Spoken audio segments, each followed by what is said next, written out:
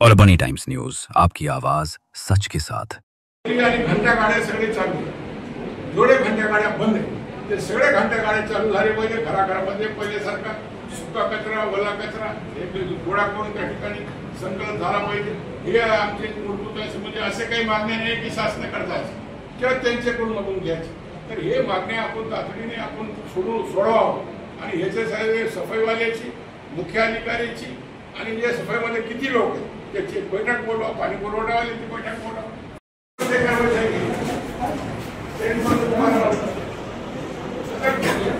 हे जे मूलभूत सुविधा आहे ते सुविधाकडे आपलं लक्ष केंद्रित झाला पाहिजे।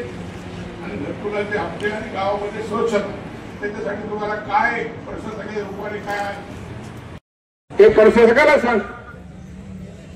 मी ह्याला सूचना दिली होती की राजकीय दृष्टीने हे सगळे कारभार चालू आहे आणि तुम्हाला या ठिकाणी अजून आम्हाला मोठमोठाले आंदोलन करायचे असेल तर चुकीचे काम तुम्ही बंद करता। तुम्ही जे खरं आहे ते खरं करा आणि जे खोटं आहे ते खोटं करा। अशी परिस्थिती आज शहरामध्ये निर्माण केली। अनेक वर्षे शहरामध्ये गणपतीचे जुलूस झाले, ईद झाली, बकरीद ईद झाली, रमजान झाले, दिवाळी झाली, दसरा झाला, आंबेडकर जयंती झाली, महात्मा फुले जयंती झाली, तुमचे अण्णाभाऊ साठे जयंती आता आहे। कधीही पोलीस बंदोबस्त आम्ही 90 पर्यंत लागू देत नाही। 95 पर्यंत हे शहरामध्ये विदाउट पोलीस बंदोबस्त गणपतीचे विसर्जन केले। इतके हिंदू मुस्लिम एकोपा हे शहरामध्ये आपण जपून ठेवलेले आहे। अनेक व्यापारी आम्ही पाथरी शहरामध्ये बाहेरचे या ठिकाणी आणले। इथं पाथरी शहराचा असा वापर होता की मुसलमानाची वस्ती आहे, या ठिकाणी हिंदूला संरक्षण मिळणार नाही म्हणून बाहेरचे व्यापारी येतो। पण अनेक व्यापार संकुलन बाटले, पंचायत समितीचे संकुलन असेल, बाबा टावर असेल किंवा नगरपालिकेच्या शॉपिंग सेंटर असेल किंवा मार्केट कमिटीचे गाडे असते, त्या ठिकाणी व्यापाऱ्याला आम्ही त्या चालना देऊ। आणि आज पाथरी एक नवीन शहराच्या रूपाने पाथरी शहरामध्ये या ठिकाणी बाहेरचे ग्रामीण भागात अभी हदगांव में पानी गया, घरों में पानी गया, अभी तक सरकार ने सानुकूल अनुदान नहीं। तुमको 24 घंटे के अंदर पैसे देना चाहिए, 24 घंटे के अंदर 1 रुपया देना।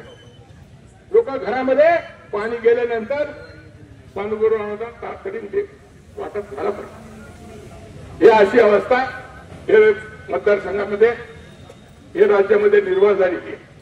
तर मित्रांनो, मी आपल्याला मनापासून आपल्याला सर्वांना धन्यवाद देतो आणि आम्ही सगळे 5-6 जण जाऊन त्या ठिकाणी निवेदन देतो आणि निवेदन दिल्यानंतर आम्ही प्रशासकाला सांगतो की आमच्या ज्या मागण्या याच्यावर लक्ष करा आणि 15 तारीख त्यांना शेवटची देतो। नाहीतर 16 तारखेला पुन्हा एकदा आपला दैनंदिन मोर्चा सगळे याच्यापेक्षा दुपटीच्या ताकदीने आपण काढूया, एवढंच सांगतो। माझे 2 शब्द भ्रष्ट कारभार च्या विरोधामध्ये आणि नगरपालिकेमध्ये जे मूलभूत नागरिकांची सुविधा आहे त्याच्यावर प्रशासकाचे आणि मुख्य अधिकाऱ्याच्या दुर्लक्षामुळे हे पाथरी शहराला जे लोकपूर्वीच्या स्वच्छता बक्षीस मिळालं आहे।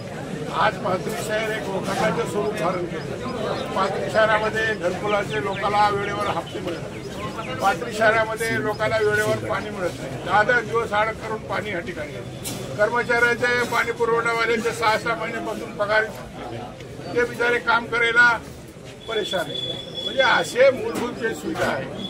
आणि तिसरा मुद्दा म्हणजे जे काही विकासाच्या नावाने पाथरी शहरामध्ये कामं चालू, सिमेंटचे रस्ते एकदम बोगस आणि थर्ड क्लास केले, जे इलेक्ट्रिक पोल गावामध्ये उभे केले ते व्हायला नको, ते पैसे खाण्याचं काम हे नगरपालिकेच्या माध्यमातून ह्या ठिकाणी काही या ठिकाणी म्हणजे शिंदे गटाचे लोक, शिंदे सेनेचे लोक या ठिकाणी हे माध्यमातून करतात। याच्या विरोधामध्ये आम्ही आज या ठिकाणी मोर्चा काढून हे प्रशासनाला जागरूक करण्याचं काम या ठिकाणी केलेलं आहे। आणि हे मोर्चा पाथरीचे फक्त नागरिक, पाथरी शहराचे ग्रामीण भागाचा कोणी नाही यायचा, काही प्रमुख काही लोक होते, यांनी यशस्वीपणे आम्ही लोकशाही मार्गाने मोर्चा काढून या ठिकाणी प्रशासकाला निवेदन दिलं आणि जे मुख्य मागण्या आहेत ते त्यांनी मान्य केले आणि तातडीने घरकुलाचे हप्ते आणि पाणी पुरवठा आणि शौचालय याच्यावर लक्ष देते असं त्यांनी आश्वासन दिलं। एवढंच आजच्या मोर्चेचा उद्देश होता.